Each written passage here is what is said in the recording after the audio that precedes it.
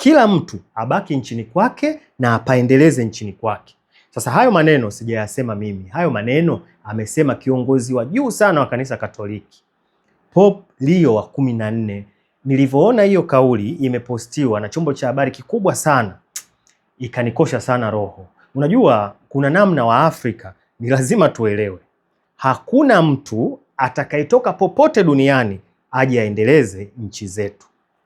Yaani bila sisi wenyewe ambao tuko humu ndani kuangalia utaratibu gani mzuri wa kuendeleza mataifa yetu ambayo yako kwenye bara la Afrika, hakuna mtu mwingine atakuja kufanya hiyo kazi kutoka nje.